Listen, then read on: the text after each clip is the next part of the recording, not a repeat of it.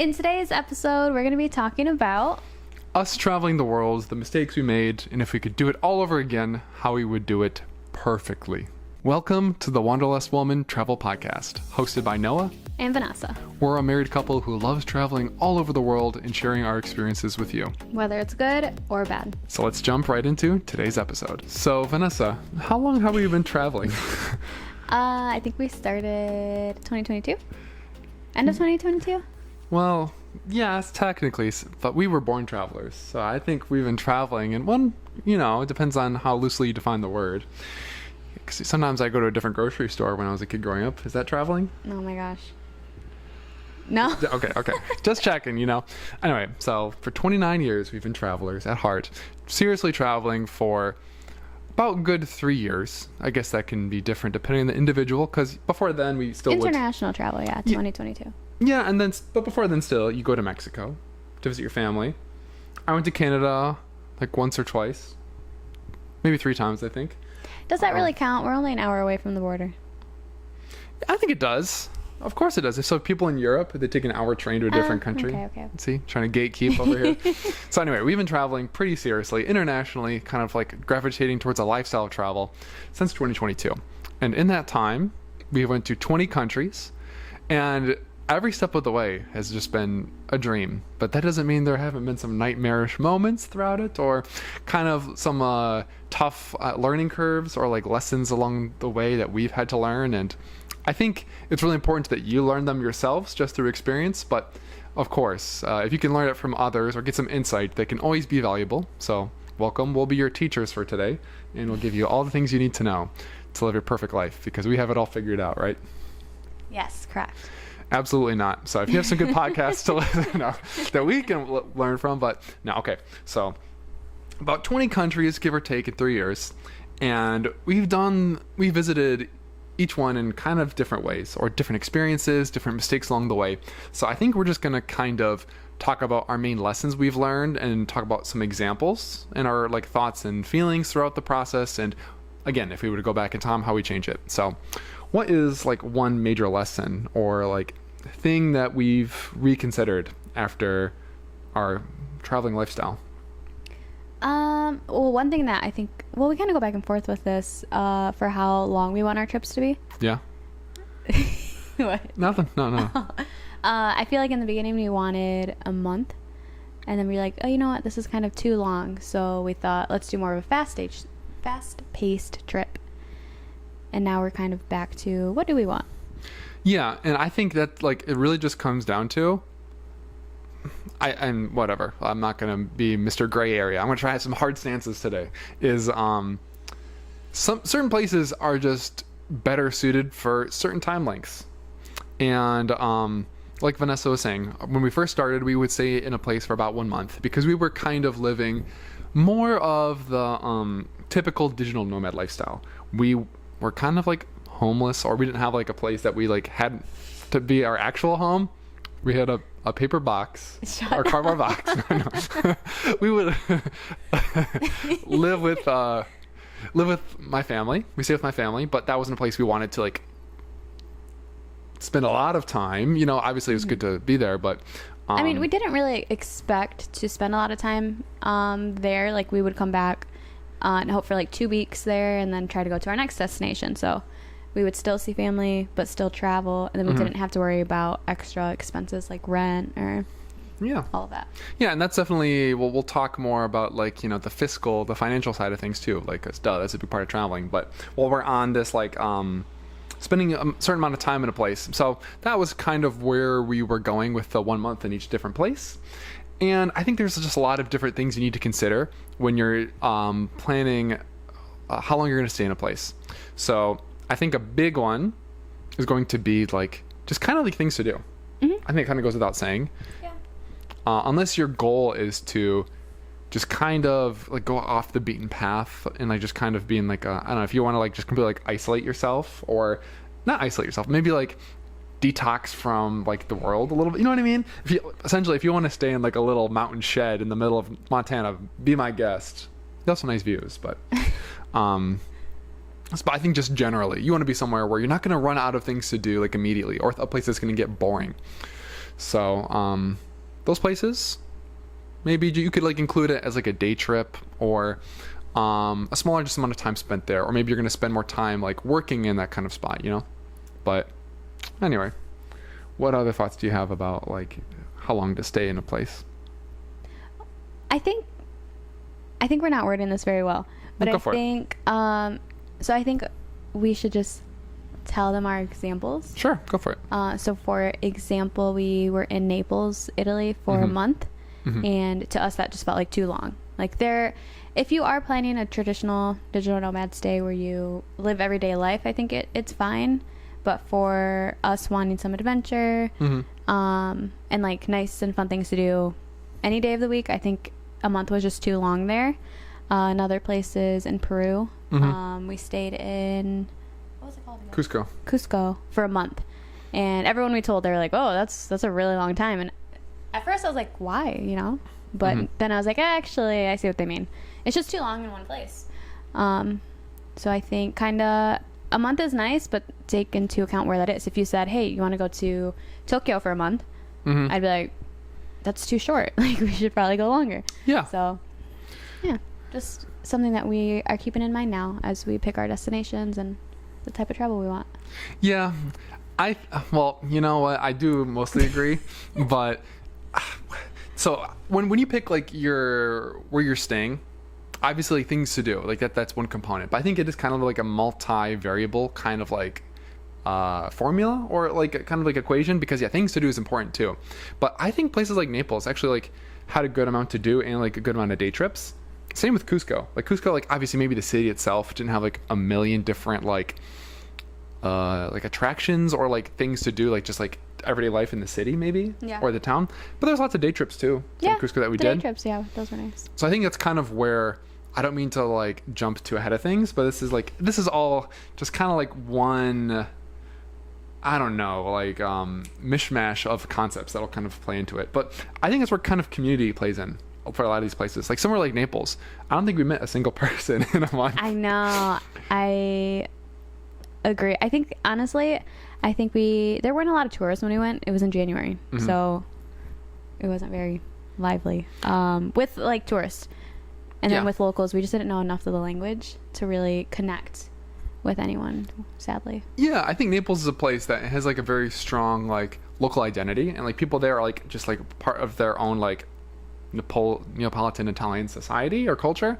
So I think we would have had to try more to integrate ourselves into being there, but we're kind of like that awkward month where it's like, are we really tourists? Are we just going to go and sightsee? Or are we going to try and like find a restaurant we're going to eat at like a few times a week, or go to the same cafe or a couple times a week, or look for some meetup groups, or kind of like finding like community. So I think certain places, they could be more like popular with like expats. So I think if it's like a place you're going to knowing like, okay, I'm going to try and like meet some people there, and maybe like that's a place you'd want to stay at for a little bit longer potentially. Yeah. Or if not, you want to make sure there's going to be lots of things for you to do to not get bored. Right. No, that's true. So yeah, like where are some places that you think would be good to spend a longer chunk of time, like just kind of like taking things slower based on like our own trips? Well, I want to say Hawaii, but that's in the U.S., so does that count? Yeah, of course. Okay, then I would say Hawaii. Yeah, all Hawaii. Yeah. There are just so many like meetup events and things happening that I feel like you could really, anything you wanted to do, you could find like someone else who also wanted to do that. Like any type of hike, go to the beach, have a picnic, any of that. So the community there was really nice. And just things to do. Like there's just so many things to do. So many beaches, so many hikes, good restaurants, different parts of the cafes, different parts of the island. Yeah. So I totally agree. Yeah. Yeah, I think that's like kind of fits into that equation as well. What about you? For places to stay for a long time. Okay, so I think this is like kind of where we really, well, I guess Naples was a really good example, and Cusco as well too. Those are great examples where you talked about, because Cusco, it actually did have a good amount of like, maybe not expat community per se, but it's pretty easy to meet people. I think we met a lot of people. Cusco, Peru. Yeah, but usually they were just passing by. Yeah, like backpackers. Yeah, like I feel like a lot of the people, they were like, oh yeah, we leave in 2 days. I'm like, oh, okay. There's that one blonde girl who we met at the restaurant. Oh. She was like a yogi or something. Yes. Yeah. So I mean, more so than Naples, at least. There was Yeah. more of a community aspect. You can meet people from different parts of the world and just kind of have spontaneous conversations. Yeah. But it still kind of wasn't quite exactly what we're looking for. I think a place that is like right on the money with that was Canggu, Bali, where that was a place where I feel like it didn't have like anything to do, like as far as like attractions or like basing an itinerary. It was kind of like not really a place where you would want have like a month long list of things to do there. Yeah. But it is very much focused on trying to build a community there. I think I gained 5 pounds. Because we were just eating. That was our list. Yeah. Our list That of was things our to do. activity for the day. Just going to a new restaurant. The new restaurant, new cafe, which that's what you want to do. Like, yeah, they're very like affordable for what you get, I think. And like, yeah, there's like lots of beautiful places, but I think it's more of a place where if you're going to go for a month, very much keep in mind you're going to be going for a place that's built around like remote work or like expat kind of community things. Maybe if you want like somewhere that's more walkable. So you're not going there as like a traveler, as cringe as that sounds, you know. Yeah. It's so I think you should need to like ask yourself, and like we should do this too, why are we going to that place and what are we hoping to get out of it, versus, oh, this is just a cool place, I want to go for a month just because that's more time. That's not always the best option, Yeah. or the other way around. Yeah. So I agree. So that's time. What other lessons did we learn? Well, I mean, you kind of touched base on community already, so that's something that I guess going with community, it's really like putting yourself out there. I feel like a lot of times, especially myself, I mean, we're both introvert, but I feel like I'm very introvert. In different ways. Yeah, and Yeah. I am like, oh no, I don't want to talk to anyone because I don't know, I get scared. Yeah. So we, I think, missed a lot of opportunities to make international friends or friends that are traveling, and that is something that I regret. I do have a few people that we have met on our travels that I have on social media, and I love keeping up with them because, you know, they're going to really cool places, and I don't know, it's nice It is. to do that and hear their experiences and their travels and all that. So I do regret not doing that in more places. I agree. And then it feels like you just kind of like are increasing like your network of friendship. And like it just, some of our like really valuable like experiences as being travelers is like meeting up with people we met on our travels and like seeing them again. And because you kind of just feel like I don't know how to say this poetically, but like stars crossing in the night, kind of. I don't want to make it like romantic, like lovers crossing in the night, but it feels like you're like, because it is kind of crazy. It's like this person's traveling the world, or maybe you're traveling the world, or they have like a random trip plan. So it's like a really big coincidence for you to meet like anybody on your trip. So I feel like you guys like click or you enjoy conversation.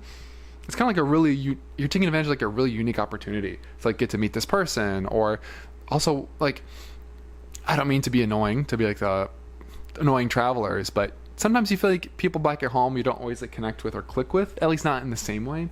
Whereas like there's usually something that you can kind of at least like see eye to eye on or relate to with like people you travel with or you meet traveling, and they could be from a completely different country. So like they might be kind of like the black sheep among their friends, and you could be like the black sheep among your friends and connect with that and feel like you're making these really cool unique friendships. So I agree with Vanessa. Like I wish we like kind of were more had more initiative with maybe meeting other people, putting ourselves out there, or if you do meet someone, trying to like get their social medias. I know, it feels so silly to be Yeah. like, hey, can I have your Instagram? Like, I feel like I'm like 12. I know. But there are some people that I still think about, and I'm like, I wonder how they're doing. I know. And sometimes like those little interactions you have are like so like spontaneous or like authentic. You don't want to immediately jump into that because it kind of like feels a little, it feels a little too super like social media superficially, and you're kind of taking yourself out of the moment a little bit. But we always like, oh, I wonder how this person's doing, or I wonder what this person's up to. Man, I wish like we knew what they were doing because for whatever reason, you know. Yeah.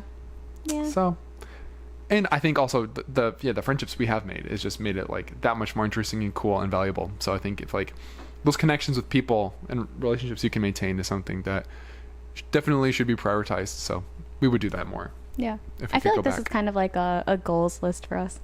Well, yeah.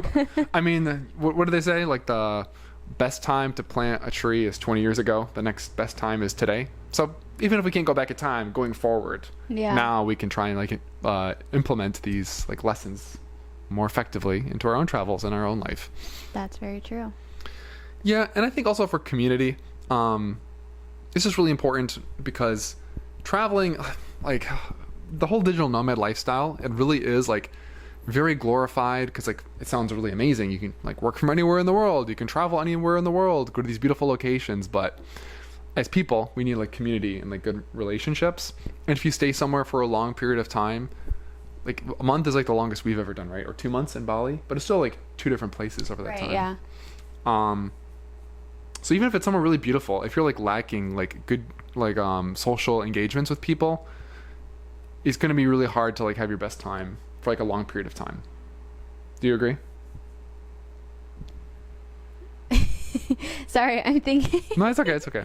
I was thinking in my head. I'm actually, if I bring this up right now, it's going to change the topic.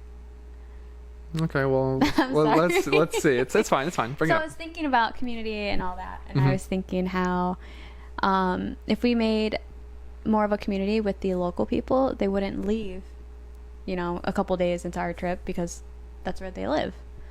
So I was thinking, who have we met that's local that, we really enjoyed talking to? And then I remembered this kid that we met in Canggu. The waiter. Yeah. Yes, and I was just thinking about how he was so funny, and we have his social media, and it's so nice to be able to like see how his life is going and everything. Mm-hmm. But I also wish that we learned more of the language wherever we travel to, like of the local language. Yeah. Just so we don't have to rely on them knowing English. I Mhm. feel like we could connect deeper with people if we took more time to. I mean, I can't expect to learn a whole new language like, Yeah. a month before we leave, but a few basic phrases and Yeah. sentences. Just go a little deeper into that, and that's why I told you this would change the topic. No, but you know what? This is like kind of really perfect and appropriate because it makes you feel a little bit less crazy. Earlier when I said like this is all like kind of like one mishmash of topics that like kind of flow together. They really do. They really all do go together. Because the thing with what languages too, it's like the best way practically to do that would be to go to like a select places that speak the same language and just focus on those languages and to dive deeper. Because if you're going to go to 20 countries, you can't learn 20 countries. You can't, or realistically, let's say like 15 languages in like Right. 3 years. Like Right. unless you're freaking like I don't know, like a genius, which I could if I wanted to, guys. But I'm kidding. I'm kidding. I was gonna say, which is neither of us. Yeah. So, but no, but to give ourselves like, obviously, this is like about what we can do differently, but I don't think we've like completely neglected that. I do think Right. we try and learn phrases, even in Yeah. languages that are hard, like Vietnamese and Thai. Yeah, like we really always struggled. will learn like hello, please, thank you. Noah he's actually pretty good at languages, so he will go a step further and learn like, oh, is this vegan? Or If I can. yeah, like the important things for us. Yeah, and it is scary. And like when Vanessa was talking about like being an introvert or like wanting to go up to people, it can be really scary. But I guess that's like the whole idea of traveling. It's to kind of like go outside your comfort zone and like push yourself and like open yourself up to new things, even if it is a little bit uncomfortable at times. Like obviously within reason, to a certain extent, yada yada. So I think that helps me with languages a little bit. Is I'm a little bit less embarrassed to make a fool of myself than Vanessa. Although sometimes I do get really Oh, I embarrassed. can't do it. It's But hard. Yeah, I know. It is really hard. And I remember in Japan, and this is kind of just like a little story, but I remember in Japan, Noah has taught me how to say thank you in Japanese so many times. And this was our second trip. And I think it was towards the end. And I Yeah. said thank you to someone. And I just said a whole bunch of like Okay, Joey. noises. It's Yeah. like, I was like, what was that? Okay, well, And I was like, I'm never going to do it again. can you redeem yourself right now for the listeners? No, because I forgot. Boo! How do you say it? You know how to say. Domo arigato, Mr. Oh. Roboto. Arigato. Arigato gozaimasu. That was good. That's really good. That But was when I said it clean. to the lady, I said, To be fair, I do that all the time. It's I don't know, like my tongue sometimes like it freaking It, like like, it's got tied stuck, up. like, yeah. Happens to me in Spanish too. I think I get most embarrassed in languages I've actually put the most time into. Because then I actually like hold myself to like a higher standard. Where if it's like a Yeah. language I'm just learning, I'm like, gosh. Interesting that you say that, because that's exactly how I feel with Spanish. Well, there you And go. that's why I let Noah embarrass himself, and I just stand off in the corner and make it seem like he's practicing and I know everything. Yeah, I feel like Spanish, I sometimes get embarrassed. I sometimes don't. It just depends on how I feel or the interaction and like how the people make you feel too. But no, I definitely think that's like really cool and really good. And yeah, just to also, yeah, one, it's just like showing respect for the people and the culture. And then two, yeah, you can dive deeper but I think to dive like deeper, you need to like learn just more than the basic phrases. Yeah. Because you can't really like, yeah. So just for appreciation, yeah. Hello, thank you. Goodbye. Yeah. Bare minimum. Anywhere you go. Right. But I also think that, like, moving forward with trips, I really would like to take the time to... I mean, I feel like we learn a lot about each country, but it's all kind of surface level. It's all kind of superficial. And I would like to go deeper into the culture. And because I know, like, oh, okay, don't do this or do this because of this cultural thing. But I want to know, like, the why, you know? Yeah. So I think that would be really... I don't know, something that I would like to incorporate into our travels in the future. Something that I feel like we need to. What? No, I agree. Do you agree? Oh, you said you agree. Okay, tell me more.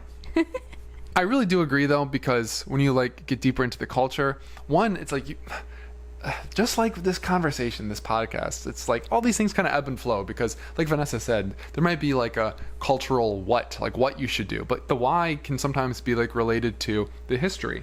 And that's like, not to go like, we just talked about language, so I don't want to like freaking reopen that whole conversation. But a lot of times people say you might not really like totally understand the culture of a place until you learn the language, because like a lot of like the culture is embedded in the language, and like some like words and concepts you can't directly translate from language to language because you just have to kind of like understand like the reason that word is used and what like meaning it's trying to invoke, and the fact that they need a specific word for that meaning in that language of that place just shows you like the culture. You know what I'm saying?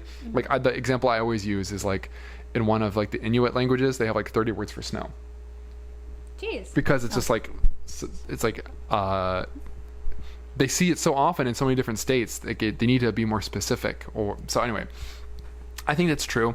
And then like an example we were talking about a little bit before was recently going to Nicaragua. And it was like our first time really learning about the history of Nicaragua because we were both not very familiar. Yeah, we went on a walking tour, and we kind of noticed that a lot of the tourists that are there, they're all European, and we're like, oh, okay, we're the only Americans, like, that's fine.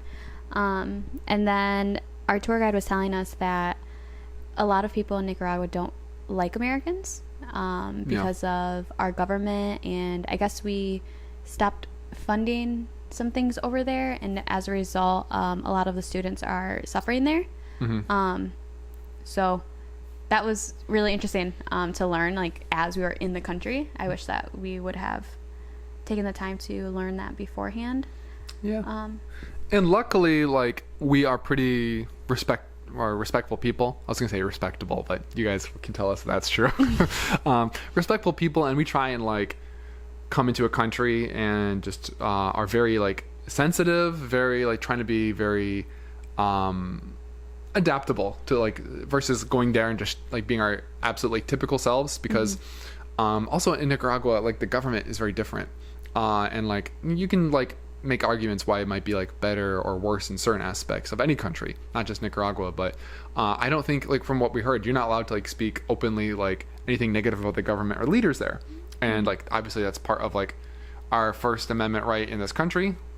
Right now it's not what it should be. Let's just say that. Don't want to get too political, but anyway, so like you don't want to show up there and just like be unaware of those kinds of rules because you could get yourself in trouble. That doesn't really apply to us because we're very like cautious.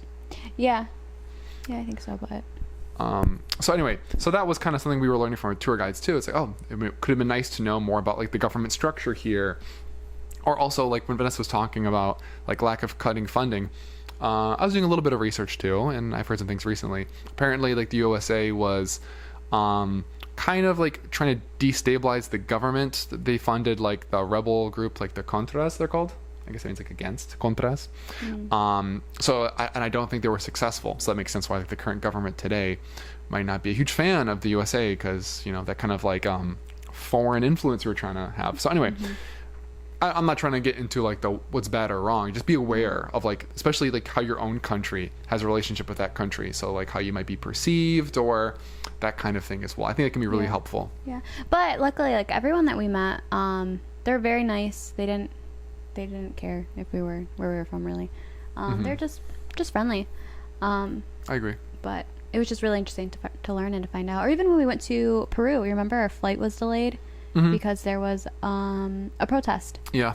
Yeah. So just being more aware of other things that are happening, other like current events and all that. I would like to.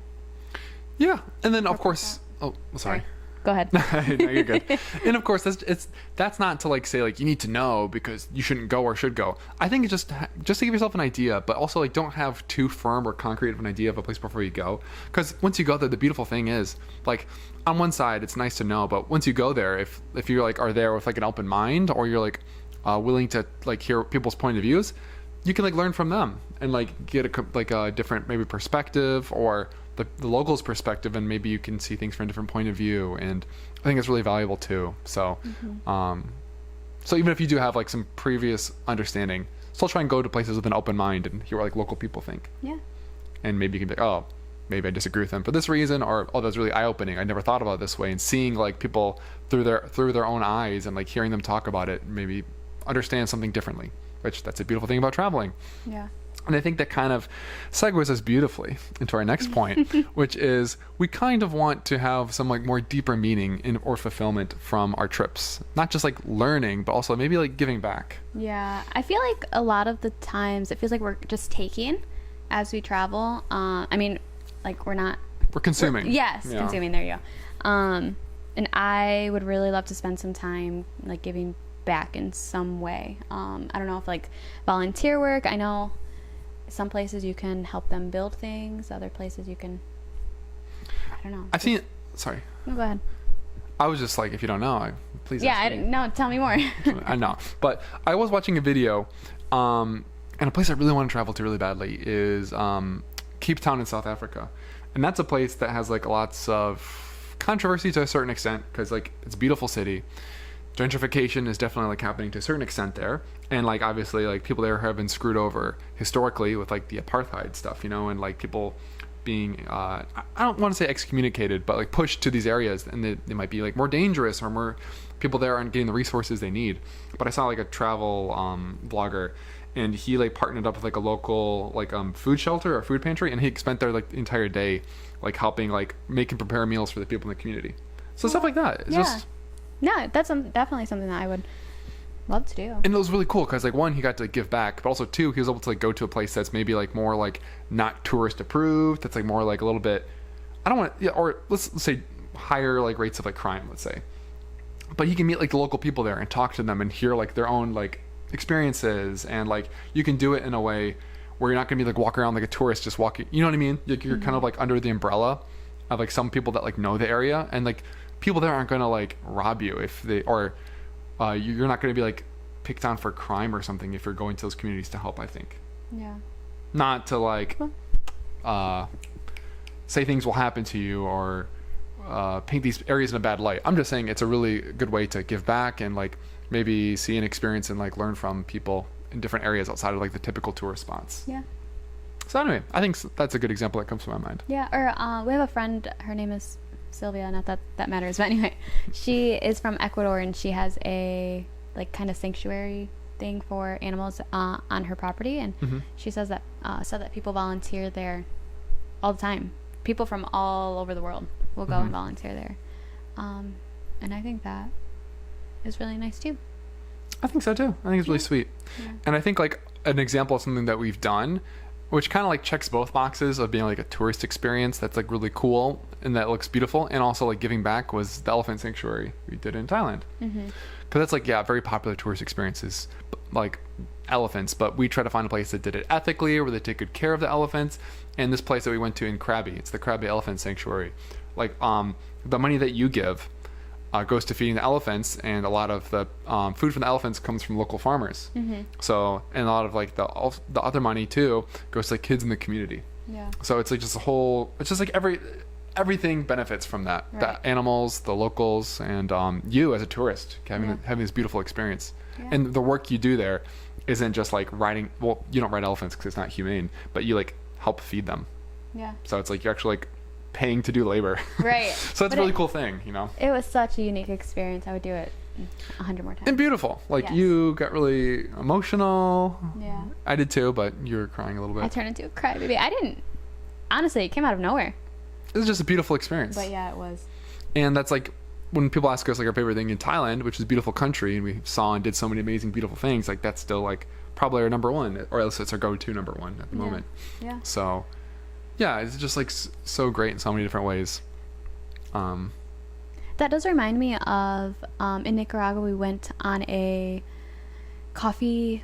We took like a coffee class tour Oh yeah. type of thing. And he was kind of explaining how us doing the coffee tour, how it benefits everybody because they have beans that are made Mm-hmm. on multiple properties and different families, and Mm-hmm. they get paid to, or basically the place buys the coffee off of those families. Mm-hmm. And it's like the entire family benefits from that. And then they also employ some of them in the actual place where they harvest them. No. I don't know the whole, I can't remember the whole process, but basically it benefits the entire community just for us to do a cacao tour. Yeah, no, and that's a really true point. And that's kind of like a deeper conversation. I'm kind of like taking mental notes of like other good topics we could talk about. It's just like tourism, it can be really good because it can give so many jobs to people. And because another example that comes to my mind is in Guatemala, in Lake Antigua. We went to that shop where they did like local textiles or traditional textiles, and it was like a woman-owned business, and a lot of women there like are able to like become employed and are getting paid to like continue to make like textiles or like blankets, quilts, those things, Yeah. and to preserve their culture, Yeah. and to give like a monetary incentive to do that. And they're able to like get more recognition using social media, and they can actually like ship some of their products internationally. Yeah. So they can make more money, have more clients, more people to buy for, and employ more like ladies who typically I don't know what they would do for work. I think it's also nice for them because they only employ people that are living in the towns around the lake. Yeah. And I think a lot of their husbands work in the city. Yeah. So they have to stay home typically with their children, and they're able to make those while they have their children around. So they don't have to, leave every day to go work a 9 to 5. They can still provide for everybody. Yeah. No, absolutely. So that's like a really kind of like an interesting thing. And of course we bought some stuff. So like I guess that's us like giving back in a way. Like of course we're still like getting something beautiful, which, we bought as a gift for our family. Do we keep on ourselves or no? No. So what do you wish we did? More from our travels. Yes, that's another thing is I feel like whenever we go on trips, we're always like, oh, we have the pictures and that's enough of an experience. And no, I'm taking that back. I want material things. I want to look at my couch and see a beautiful blanket that was woven in Guatemala by this lady that I really enjoyed speaking with. Like I want things like that I can look at something and say, oh, I remember this in Greece when I don't know, had a Greek coffee with Sure.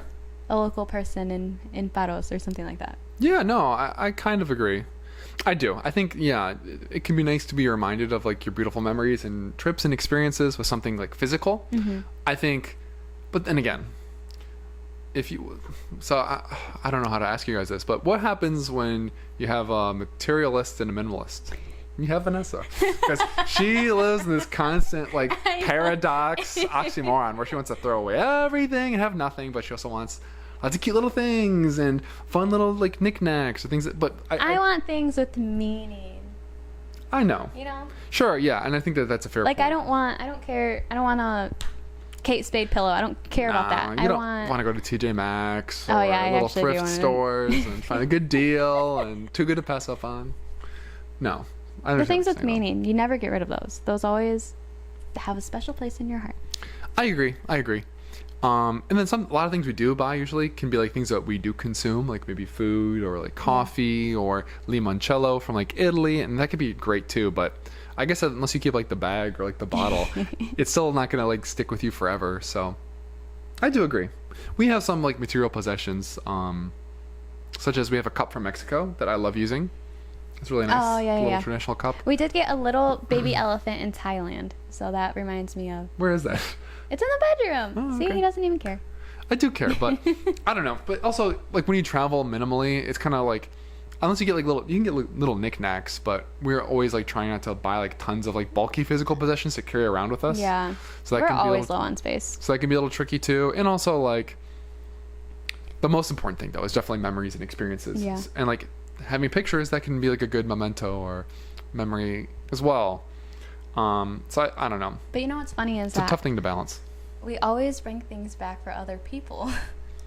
Why not ourselves? Well, I talked about this and things from travel to bring back to your life. Check out that episode if you haven't already. But it's because for those people, they might not have like the privilege or the ability, or their life isn't structured to travel like we do. So we can kind of bring back a bit of that place for them. That's the reason. For us, we were able to live it and be there and drink the coffee with the view of the volcano in Nicaragua or so and such, you know? So the other person doesn't. So if we can bring something back for them, it's like we're trying to give them that experience of that country to the best of our ability. Yeah. On I our have a bad memory cheapskate though, budget. so you know. We have some pictures. But that kind of, you know, not spending too much money on materials. A good reason we do that is because we are very budget minded, or we're budget minded. Maybe not very. Some people, they have like spreadsheets and they type everything in and it's like Oh, a daily minimum. we're just unorganized budget people. We just go based on vibes. We're like, this doesn't feel great. So, I don't know. I think like over the years of traveling, I think we've done lots of really good budget decisions. But I don't know, like, what are your thoughts? Is there anything that you're kind of like, oh, maybe shouldn't have done things this way, or? You know, I think that we do a really good job budgeting with accommodations. Yeah. Sometimes that bites us in the butt. Other times it works out really well because then we can use that extra money towards something else that we want to do. Sometimes though, especially when we're in a country that's typically more expensive, we kind of have to pick and choose what we're going to move forward with. Mm-hmm. And sometimes that can be a bummer because we don't get to do everything that we want. Yeah. What? No, it's true. It's true. It's just these things, like, they all connect because, yeah, it's kind of tough is, you know what this connects with? How long you should be in a place, because no, I'm not going to go back to that, but it kind of is true. Sometimes also, like, doing like all these experiences, it can be a lot of money. And then like if you're in a place for like a week and you want to do like a million different experiences or things or eat at a million different restaurants, like there's been times, guys, I'm so freaking fat, because I'll be like, I want to experience both restaurants, so I'll eat like 2 dinners. And like that isn't like the most like budget wise, it's stupid because sometimes I'll be so full I'll throw up, guys. I'll throw up that same night, and then I'll go back and eat a 3rd dinner. No, I won't.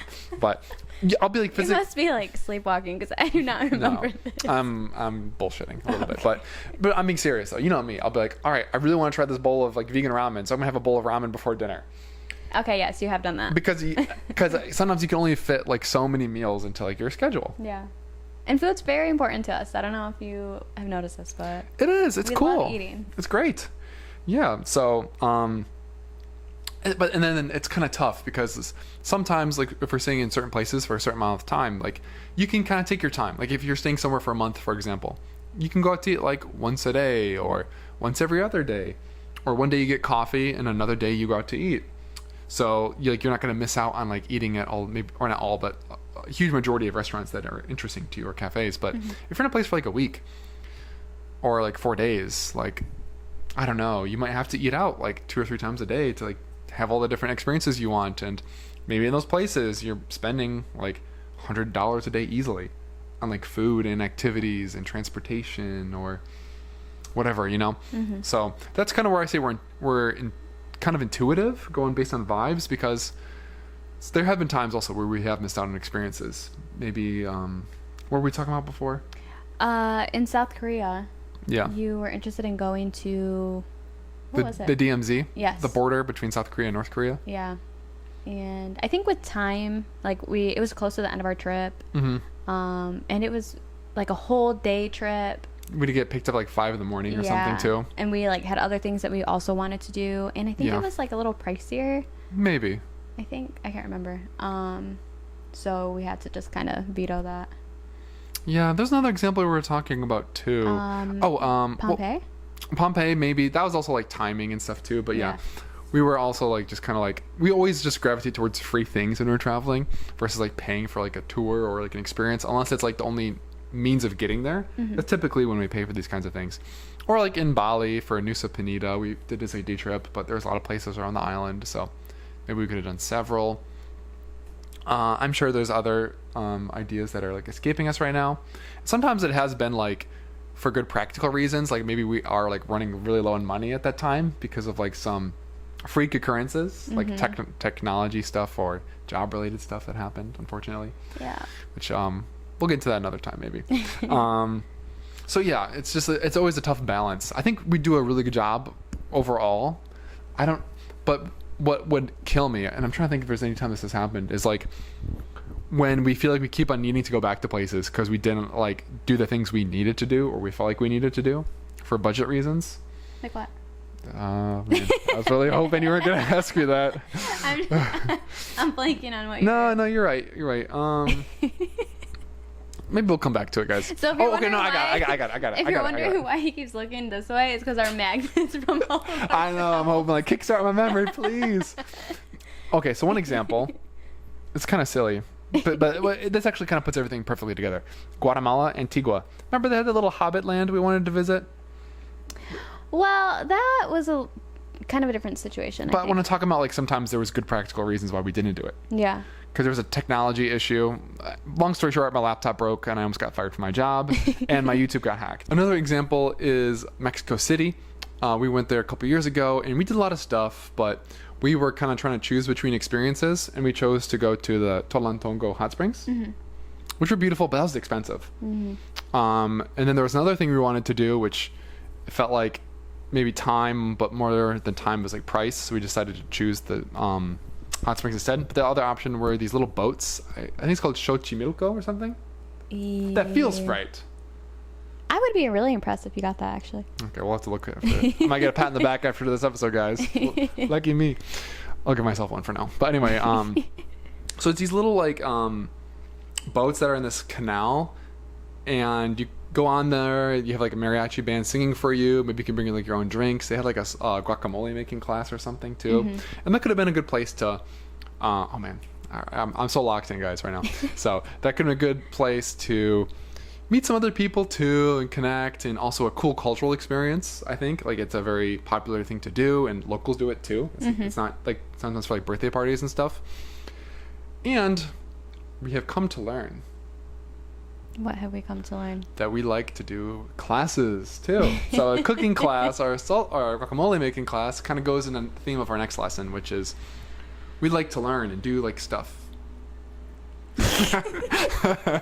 But no, we like to learn and like do activities, learning from people, and when we travel, right? Yes.